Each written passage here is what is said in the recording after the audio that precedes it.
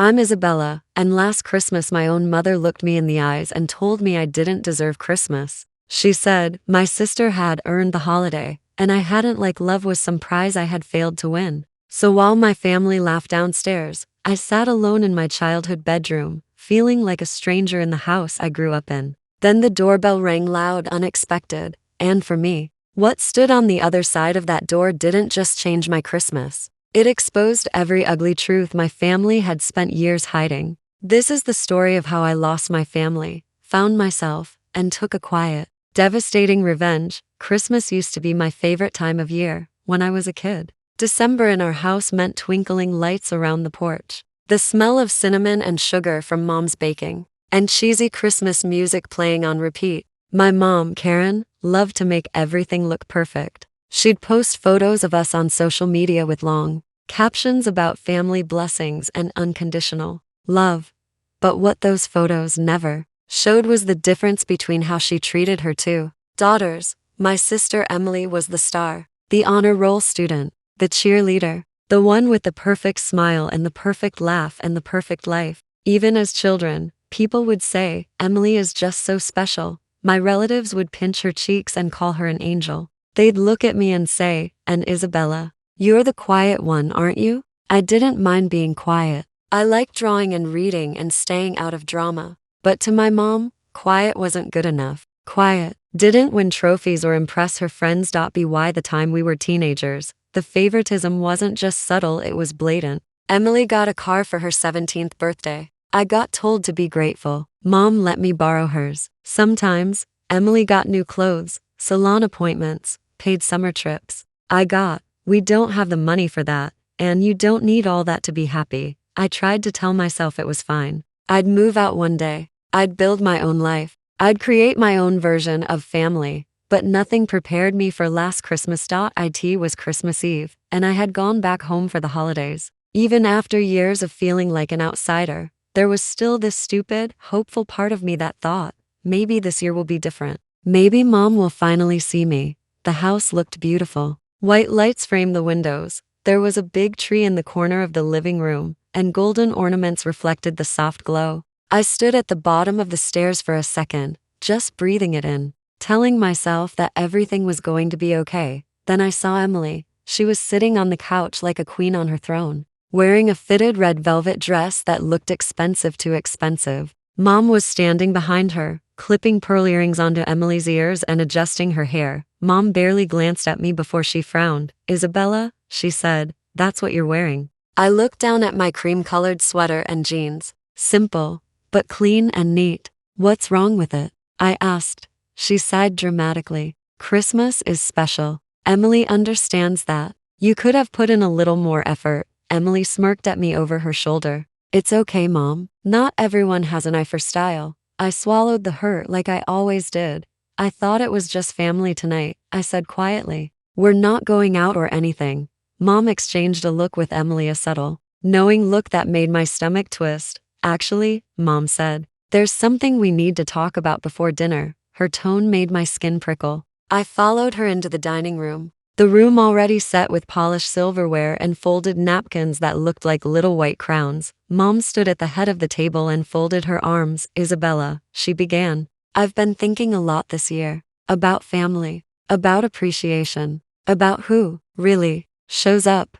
I frowned. "What do you mean?" "Your sister has worked very hard," Mom said proudly. "She visits often, she helps with events, she calls her grandparents, she makes us proud. She's earned her place at this table." I stared at her. "Are you saying I haven't?" Mom didn't flinch. "You barely visit unless it's a holiday. You're always too busy working. You don't bring anyone around. You don't share much of your life. It feels like you're distant, like we're an obligation, not your family." My chest tightened. "I work 2 jobs just to pay my rent," I said. "I'm trying to survive, Mom. That doesn't mean I don't care." She shook her head. "Intentions and effort aren't the same as results." My voice came out small. "What are you saying?" She took a breath, as if rehearsing it in her head one last time. "I'm saying your sister earned Christmas this year," she said coldly. "You didn't." For a second, I thought I'd misheard her, that my brain had scrambled the words into something crueler than they really were.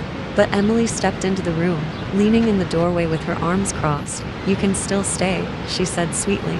"Just upstairs, Mom, and I think it would be good for you to have some time to reflect." Like I was a misbehaving child. Like Christmas was a privilege only good daughters got to enjoy. I felt my face burning. I nodded slowly, because I didn't trust my voice, and I walked away. I climbed the stairs, every step heavier than the last. In my old bedroom, the one with faded posters and the dent in the wall from a teenage meltdown, I sat on the edge of my bed and finally let the tears come. How do you process being told you're not worthy of Christmas? By your own mother? I didn't know how long I sat like that, staring at the floor, listening to the muffled sounds of laughter and clinking glasses downstairs, and then, cutting through the noise, came a loud, firm knock at the front door.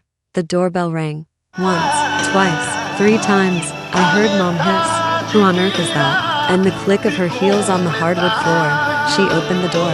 Her voice, tight and sharp, floated up the stairs. "Why are you here?" Then I heard a man's voice. Calm, familiar, deeper than I remembered, but unmistakable. "I'm here for Isabella," he said. My heart dropped into my stomach. There was only one person it could be, Evan, my childhood best friend. The boy who grew up next door, who rode bikes with me until the streetlights came on. The boy who'd sneak into my room when I was crying after a fight with Mom and sit on the floor with me until I stopped shaking. The boy who moved away at 16, promising we'd keep in touch. But life, distance, and time got in the way, and now, he was standing at my front door. I heard Mom again, voice clipped and annoyed. "She doesn't need visitors right now. You should go." Evan's answer was sharp. "With respect, Mrs. Carter, that's not your decision to make." Footsteps came up the stairs. Then a gentle knock on my door. "Isabella? It's Evan. Can I come in?" I rushed to the door and opened it. He stood there, taller than I remembered, his dark hair a little messy, a light beard framing a face that was more mature, but still undeniably him. His brown eyes softened when he saw me.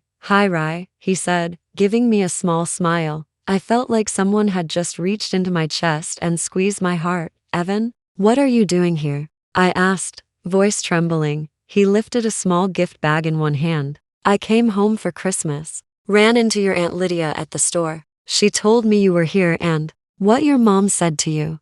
His jaw tightened. "So I figured, if your family won't show up for you, I will."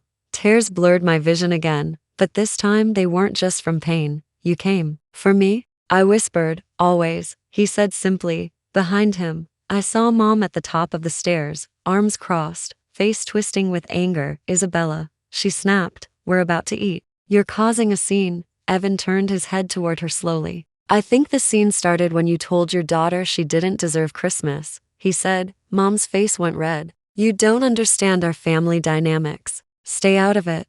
"Oh, I understand enough," he replied. "I grew up watching it." He looked back at me. "Grab your coat, Isabella. You don't have to stay here tonight." My first instinct was guilt. "I can't just leave," I said weakly. "Why not?" he asked gently. "They've already told you where you stand." That hurt. But it was true. I glanced past him at my mother. She didn't look worried. She looked offended. Not because I was hurt, but because someone dared to call her out. And in that moment, something inside me snapped. "Okay," I whispered. "Let me grab my things." I went back into my room, grabbed my bag, my wallet, my phone charger, the usual survival kit of a girl who has learned she can't rely on anyone. As I walked past Mom on my way down the stairs, she grabbed my arm. "Don't be dramatic, Isabella," she hissed. "You're making me look bad." I stopped and stared at her hand on my arm. "You don't need any help with that," I said quietly. She dropped her hand like I'd burned her. Evan opened the front door for me, and together we stepped out into the cold night air. Snowflakes drifted down slowly, settling on my coat, my hair, my cheeks. The sky was dark, but for the first time that evening, I felt lighter. Evan took me to a small cafe downtown that was somehow still open despite the holiday. It was warm and quiet inside, lit by soft yellow lamps and decorated with a tiny Christmas tree in the corner. We ordered hot chocolate with extra whipped cream, just like when we were kids. We sat in a booth by the window. I wrapped my hands around the mug, letting the heat soak into my freezing fingers. Evan watched me for a moment, concern etched into his face. "You look exhausted," he said softly. "Not just from tonight, from everything." I let out a shaky laugh. That obvious, huh? He nodded. I've known you since we were 5. I can tell when you're pretending you're okay. I stared down at the swirl of chocolate and foam. My mom has always favored Emily, I said. You remember? He snorted. Yeah, like the time Emily broke the living room lamp and blamed you. And your mom grounded you for a week. Or when she forgot to pick me up from school but was always early for Emily's cheer practice, I added bitterly. He shook his head. It was messed up then. It's worse now. I took a deep breath. I know my family isn't healthy, I said.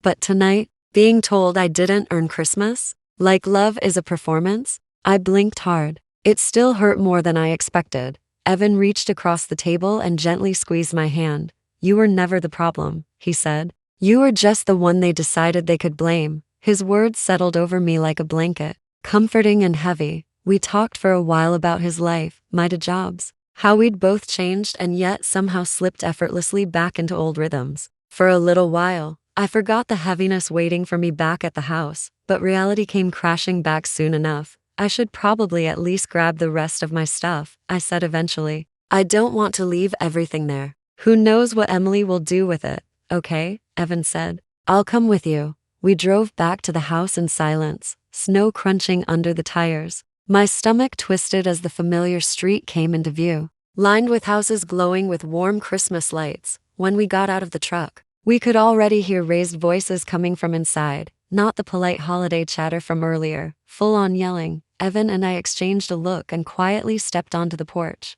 The front door wasn't fully closed. It was slightly ajar. We heard Mom's voice first. Why would you say that in front of Aunt Lydia? Are you trying to destroy me? She shouted. Emily's voice came right after, high and frantic. You told me it was fine. You told me I deserved it. Now everyone's looking at me like I'm a thief. My heart started pounding. Evan gently pushed the door open a fraction more. We stood in the entryway, out of sight, but close enough to hear every word. Mom hissed. If Isabella finds out you stole her college fund, she'll never forgive us. The world went silent in my head.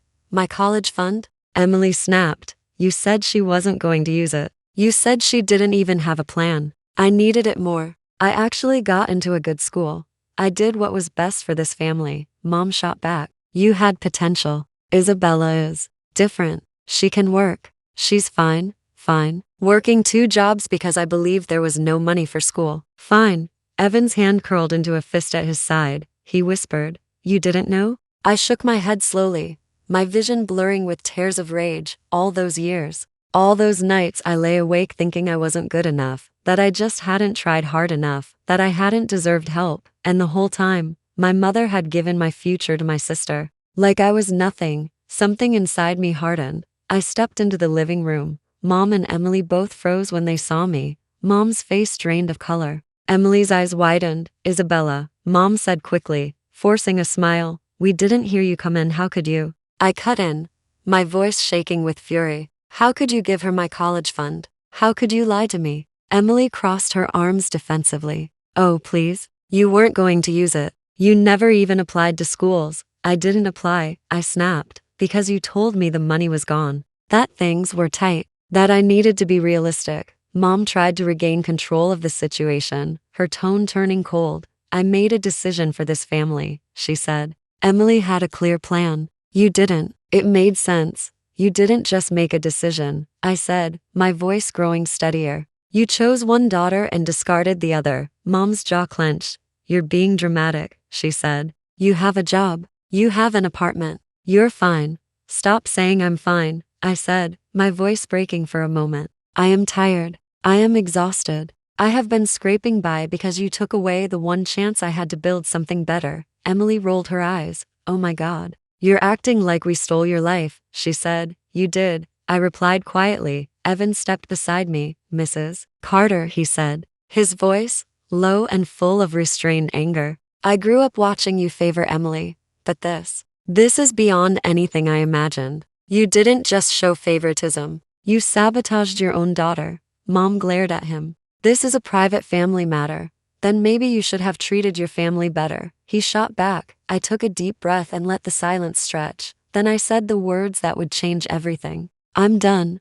Mom blinked. What? I'm done trying to earn a place in this family, I said. I'm done begging for scraps of affection. I'm done pretending this is normal. I looked at Emily. You can keep the money, I said. Clearly you needed it more. For a second, she almost looked guilty. Then her expression hardened. I did, she said quietly. Good, I replied. Because you're going to need it when everyone knows how you got it. Mom's eyes narrowed. What are you talking about? She asked. I held up my phone. Group chat, I said simply. Family chat, everyone. And I hit send. Earlier at the caf, I had messaged Aunt Lydia asking if she knew anything about my supposed college fund. She replied almost immediately. Your grandparents left money for your education, and your parents promised to keep it for you and Emily equally. Are you saying you never saw a penny of it? I told her everything. About the lies. About working double shifts. About being told there was no money. She asked for proof. I didn't have it, but she did. She called a friend at the bank, the same bank my parents used. And let's just say, when someone older, polite, and persistent asks the right questions, information has a way of appearing. By the time Evan and I returned to the house, she had already sent me screenshots, an account in my name, closed, the balance transferred in full, to an account in Emily's name, authorized by my mother. I attached the screenshot to a message and sent it to the entire family group chat. My phone started blowing up almost instantly. Uncle Mark, Karen, is this real? Grandma, I am beyond disappointed. Cousin Sarah, we all knew you favored Emily, but this. Wow, Aunt Lydia, Isabella, you are always welcome at my house. I am so sorry. Mom's phone buzzed over and over on the table. She glanced at it, her face turning pale then red. How dare you embarrass us like this? She hissed. How dare you steal from me? I shot back. She reached for my phone like she could somehow pull the messages back out of the air. You have no idea what you've done, she snarled. I stepped back. No, I said calmly. You have no idea what you've done. I just stopped hiding it for you. The argument didn't last much longer after that. There was nothing left to say. I went upstairs, grabbed the rest of my things, and walked out of that house with Evan by my side. This time, Mom didn't try to stop me. In the days that followed, the perfect family illusion shattered. Relatives who used to gush over my mother's sacrifices started pulling back. People stopped inviting her to certain gatherings. Emily's success suddenly had an asterisk next to it. Mom tried to spin the story, said I was ungrateful, dramatic, twisting things. But screenshots don't lie. Bank records don't lie. Patterns of favoritism don't lie. I stayed with Aunt Lydia for a while. She gave me the guest room, cooked me warm meals, and listened without judgment. For the first time in a long time, I felt cared for. Evan helped me research programs, scholarships, and late applications. It wasn't too late to start over. Harder, sure, but not impossible. Then New Year's came. Aunt Lydia decided to host a dinner and invited the whole family, including Mom and Emily. I wasn't sure if I should go at first, but then I realized this wasn't about them. It was about me, standing in who I was, without shrinking. So I went. When Mom and Emily walked in, the room went quiet. They were used to being greeted with smiles and excitement. Not this time. In the center of the table sat a neat little folder. Aunt Lydia cleared her throat. Before we eat, she said, I think it's only fair that everything is out in the open. She opened the folder and pulled out printed pages, the same bank screenshots she'd sent me. She laid them in the middle of the table, where everyone could see. Emily's face drained of color. Mom whispered, Lydia, this is unnecessary. No, Aunt Lydia replied. What was unnecessary was stealing from one daughter to fund the other, and then pretending everything was fine. Emily pushed back from the table. You're all acting like I'm some kind of criminal, she snapped. I worked hard in college. No one is saying you didn't, I said quietly. We're saying you didn't have to crush your sister to get there. She glared at me. You ruined our reputation. I met her glare without flinching. No, I said. I just refuse to let you keep ruining my life. Mom looked at me with tears in her eyes for the first time, but they weren't the kind of tears that come from love.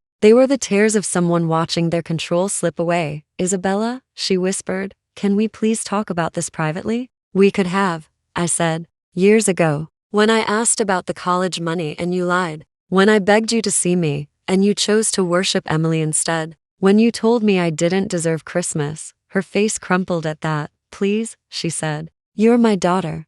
I took a deep breath. The room felt like it was holding its own breath with me. I am your daughter, I said. And I will always wish things had been different. I paused. But I'm done trying to fix what you broke. I stood up, smoothed my dress, and looked around at my family. I'm starting my own life, I said. And this time, I'm choosing the people who actually choose me back. I turned and left the table. Evan quietly followed me out, placing a steady hand on my back as we stepped into the cool night air. Behind us, I could hear voices rising, old dynamics cracking. People finally saying things they had swallowed for years, but that wasn't my job to fix anymore. I was done being the scapegoat. Months passed.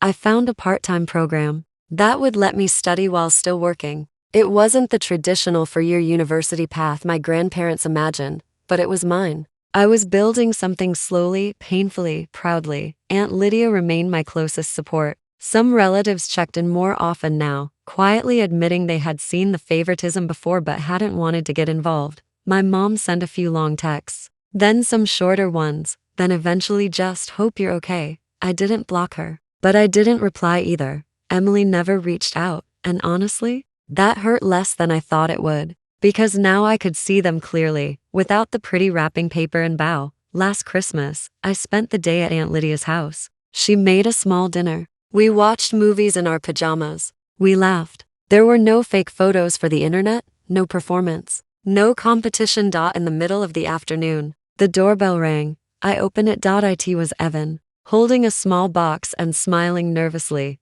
"Merry Christmas," he said. Again. I laughed. "You seem to have a habit of showing up at the right doors. I like this version of Christmas better," he said softly. "The one where you're not crying alone upstairs." He handed me the box. Inside was a simple silver necklace with a tiny star pendant, "for when you forget you're allowed to take up space," he said. A little embarrassed, I shook my head, tears in my eyes. "But the good kind this time." "I won't forget," I said. "Not anymore."